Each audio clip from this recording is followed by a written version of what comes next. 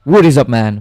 Welcome back to another YouTube video. Dito sa video na to, pag-uusapan natin kung paano ka ba makaka-move on kapag ni-reject ka ng babae. So, sa mga bago sa channel ko, I'm Joms and I'm currently uploading videos about polarity, meaning the natural attraction between the masculine and the feminine. So if you want to attract a feminine woman, yung loyal, loving, and supportive woman in your life, then you want to improve your masculinity. So sakto, andun ako sa journey na yon to be the best masculine version of myself. So kung andun ka din sa journey na yon, then you might as well sabay tayo, subscribe to my channel kasi almost every day or every week meron ako uploads tungkol sa mga topics na yan. So sa topic natin sa video na ito ay kung paano ka ba makaka-move on kapag ni-reject ka ng babae. So kung lalaki ka, malamang dumaan ka na sa napakaraming rejection. Okay, depende 'yon kung ilang beses ka nagte-take ng risk. Okay? Pero for sure, kung mahaba-haba na yung nilakbay mo sa earth, dumaan ka na sa mga rejection. So, ano ba yung nararamdaman mo pag nare-reject ka? So, kapag na-reject ka, nararamdaman mo is may parang halo-halo emotion siya na halo-halong sakit, galit, inis, panghihinayang, pagkalito, yung mga nararamdaman mo. So, akala mo kapag na-reject ka, yun na yung katapusan mo. Akala mo katapusan na ng earth and the world na, man. Pero hindi naman talaga, pero yun yung nararamdaman mo eh. Akala mo din na hindi ka na makakakuha ng iba pang chance na wala nang iba, na wala nang na last chance mo na yon and sobrang galit na galit ka sa sarili mo kung bakit mo na fucked up o bakit mo na fumble yung opportunity na yon. Kumbaga, hinahayaan mong diktahan ng rejection yung identity mo. Okay? Na yung self-worth mo is dictated on how, kumbaga, yung percentage mo sa wins versus your losses. Kumbaga, kapag mas marami kang rejection is nadidiktahan nun yung self-confidence mo, yung kumpiyansa mo sa sarili mo. So, the more na nare-reject ka, feeling mo is the more na mas mababa yung value mo. So, nangyayari, bumababa yung kumpiyansa mo sa sarili mo. Hanggang sa hindi ka na lang uli magta-try kasi ayaw mo na ulit maramdaman yung rejection. However, ito yung dahilan kung bakit hindi mo nakukuha yung gusto mo. The more you don't risk rejection, okay? The more you don't get the rewards that you want. And the more you stay as the person who always gets rejected, is walang magbabago sa buhay mo. Okay, kasi ewan ko si Einstein ata yung nagsabi nun that doing the same things over and over again and expecting a different result is crazy. Ako na nagsabi nun, pinalitan ko na yung words. Pero parang ganun yung ano niya, parang ganun yung gist niya, yung idea niya. Okay? So the more you are scared to be rejected, the more you stay as the person who always gets rejected. So kailangan mo tanggapin na kasama sa buhay mo ang rejection. Okay? Hindi mawawala yan. Hindi mo naman kasi kontrolado lahat ng buhay mo, lahat ng nasa buhay mo. Hindi mo kontrolado yung babae, hindi mo kontrolado yung boss mo, hindi mo kontrolado yung magulang mo, hindi mo kontrolado lahat ng tao sa mundo. Ang kaya mo lang kontrolin ay yung sarili mo at kung paano ka magre-respond sa rejection. So instead na ginagamit mo yung rejection as a negative or bad thing sa buhay mo, use rejection into your advantage. Kaya sa video na to, tuturuan ko kayo kung paano ba mag-move on sa rejection at paano mo siya gagamitin into your advantage. So una, pag-usapan muna natin yung pinakamaling ginagawa ng mga lalaki kapag nare-reject. Moving on from rejection requires a shift in mindset. Para hindi maging masakit sa iyo ang rejection, you need to move from a state of emotional dependency to a masculine self-leadership. Dahil kapag emotionally dependent ka sa ibang tao, you will try to cope with rejection with self-sabotaging behaviors. And these behaviors will only prolong your suffering. So, ano-ano ba yon? Ano-ano ba yung mga ginagawa mo? Ano ba yung ginagawa mong mali to move on from a rejection na nagsiself-sabotage sa'yo? So, bibigyan kita ng 3 self-sabotaging patterns na ginagawa mo kapag nare-reject ka. So, makinig kang mabuti dahil ito yung dahilan kung bakit mas lalong masisira ang buhay mo. Una, desperado moves. So, tinatry mong i-reverse yung rejection by staying or doubling down efforts for her. Akala mo kapag na-reject ka, sign yun na mas maging mabait ka pa sa kanya. Okay? Bibigyan mo siya ng mas maraming regalo o pagkain, makikinig ka pa sa mga problema niya na gusto mo laging solusyonan lahat ng problema niya. Like ka pa rin ng like ng pictures niya, check ka pa rin ng check ng profile niya, ini-stalk mo pa rin siya. Kung pagka ginagawa mo to regain her approval and stop the anxiety that you are feeling after the rejection. Mga in which, kahit anong gawin mo, hindi gagana tong desperado moves mo. Mas lalo ka lang niyang hindi magugustuhan at mas mahihirapan kang mag-move on. Again, the more you invest your time, energy, and money, the more na magiging emotionally attached ka sa babae. So, bakit mo pa gagawing emotionally attached yung sarili mo sa isang babaeng emotionally detached sa'yo? So, para mo lang hinuhuka yung sarili mong puntod. Okay? Na habang hinuhukay mo, mas lumalalim, mahihirapan ka ng makaahon. Mahihirapan ka ng makaalis sa butas in which ikaw lang din naman naghukay sa sarili mo doon. So, pangalawang ginagawa ng mga lalaki, kaya nahihirapan sila mag-move on o kung bakit nasisira lang sila lalo after ma-reject is blame time. Okay? Ibig sabihin ng blame time, sinisisi mo lang palagi yung babae kung bakit ka nare-reject. Okay? Nagkakaroon ka ng victim mindset kaya nagiging bitter ka. Nililabel mo na yung mga babae na narcissist, na gold digger, na pok-pok, host, slut. Kumbaga, inaano mo na sila, sinishame mo na sila. Ganyan, nagiging bitter ka sa kanila. So, ang nangyayari lang dito is you are avoiding looking at your own role kung bakit nag-fail yung interaction or yung relationship. Because you want to feel good about yourself after the rejection. Na puro babae lang ang mali at lahat ng ginawa mo ay tama. Kaya ang ginagawa mo, sinisisi mo na lang siya, nagpapa-victim ka. Okay, ginagawa mong biktima yung sarili mo. Okay? Wala talagang mangyayari sa'yong maganda kung ang ginagawa mo ay puro blame time. Okay, this applies not only sa dating but also overall in your life. Kapag naging biktima ka, wala talagang magandang mangyayari sa'yo kasi lagi kang ang biktima.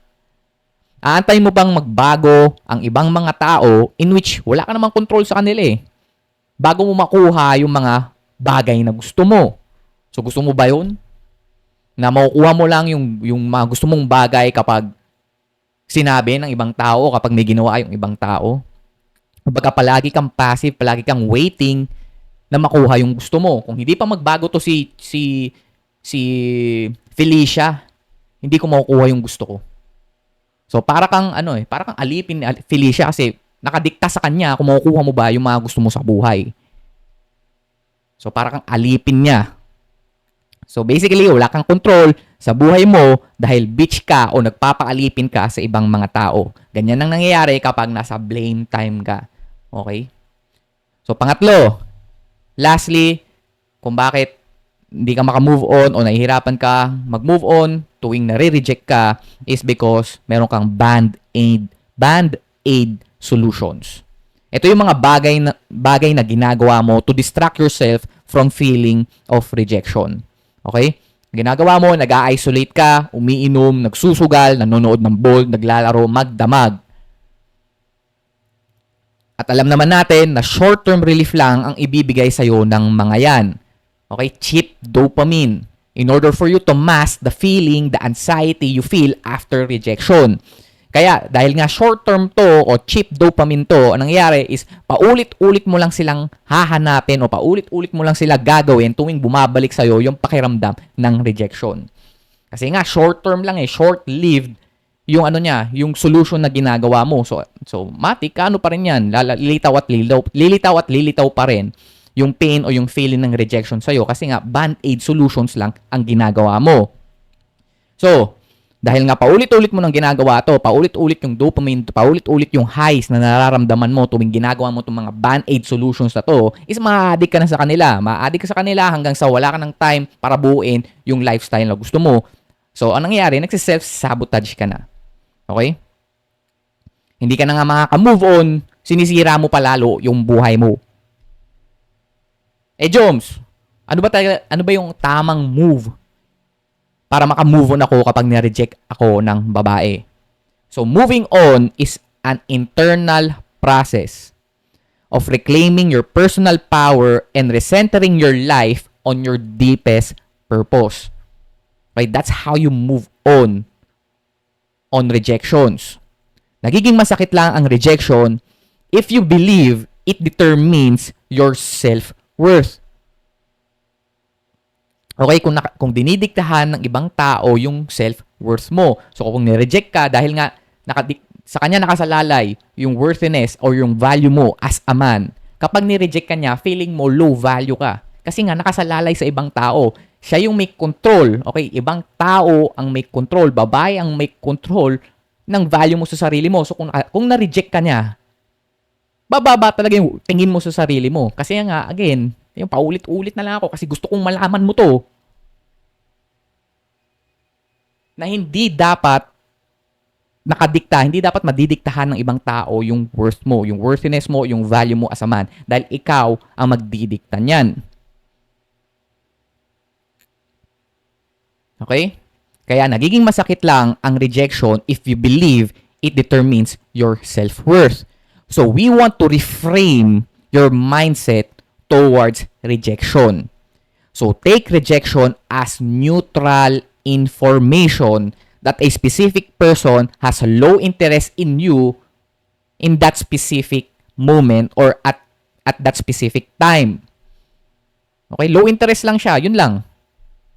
Hindi niya dinidiktahan yung value mo as a man. Okay, hindi siya yung nagja-judge sa'yo for your value. So you as a man should be equally okay with a yes or no.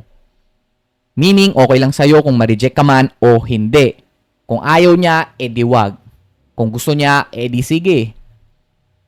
So ang tawag doon is being outcome agnostic. Wala sa'yo kung gusto niya, wala din sa'yo kung ayaw niya. Okay? Kaya ang goal mo dapat, okay? Kasi in that way, ang mangyayari is, this will remove the power of rejection that causes your suffering. Kasi sobrang binibigyan mo ng value yung rejection eh. So, ang gagawin natin is we will take away the power of rejection. Kaya mas okay kung ang goal mo ay ma-reject agad ng babae para malaman mo kung may interest ba siya sa'yo o wala. Instead of dragging the whole situation ng pagkahaba-haba na mapapa-invest ka pa ng maraming time, energy sa babae in which the more you invest, the more you get emotionally attached. So mas okay nang ma-reject ka kaagad. Okay? You should make the bold actions to get a no as fast as possible. Kasi again, alam agad ng babae kung gusto ka niya o hindi. Sabi nga ni Dr. Robert Glover, women gets to know the man. Women gets to know the man. Mali naman yung grammar ko, pare. Okay, pero okay lang. At least pinapractice natin.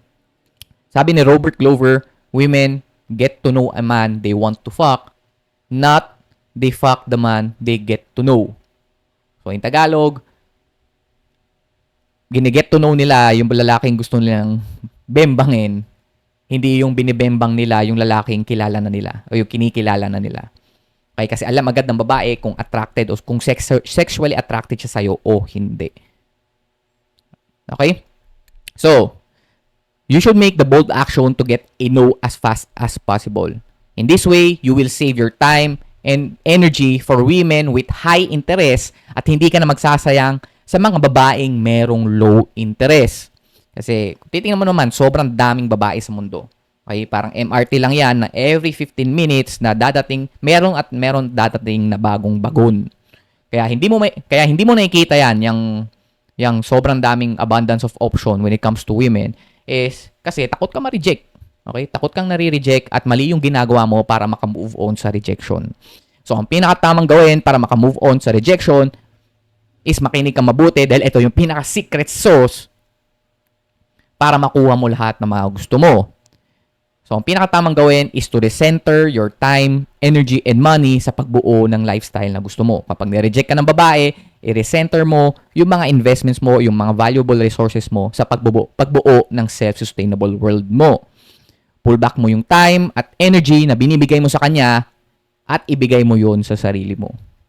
So, stop liking her pictures, stop giving her attention, stop giving her your time. Ihinto mo na yung pag-message at pag-stalk mo sa profile niya. Okay? Kung gusto mo, i-unfriend mo, i-mute mo yung profile niya kung kailangan. Tandaan mo that your happiness comes from prioritizing your own self-sustainable world. Yung mission mo, yung purpose mo, your physical, mental, emotional, spiritual, and financial wellness mo. Kaya dito mo majority i-invest yung valuable resources mo such as your time, energy, and money on building the life you want. On building your self-sustainable world. Kasi kung malungkot ka ngayon, hindi ka masasalba ng babae. Kung marami kang problema ngayon, hindi babae ang solusyon. Tandaan mo that women are just multipliers or amplifiers that complements a life that is already full. So that's how you move on from rejection.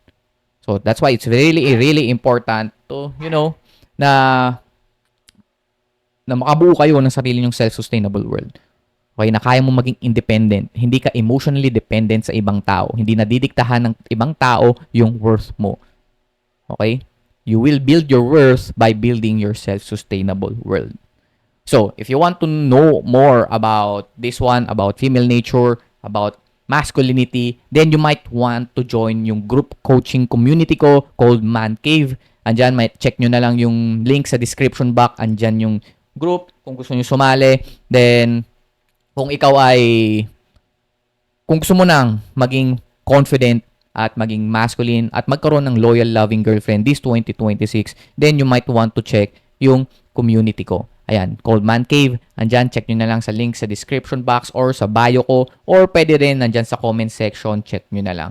So yun lang, hopefully to see you on the next video. Kung nagusto mo tong video na to, like, comment, and subscribe. Kung gusto mo ng marami pang videos, ito, merong si YouTube nag-suggest dito ng video based to sa mga topics na sa tingin niyang makakatulong sa'yo based on your video history o mga pinanood mo bago tong video na to. So ayan, for sure, makakatulong sa'yo yan. So yun lang, hope to see you on the next video. Let's go!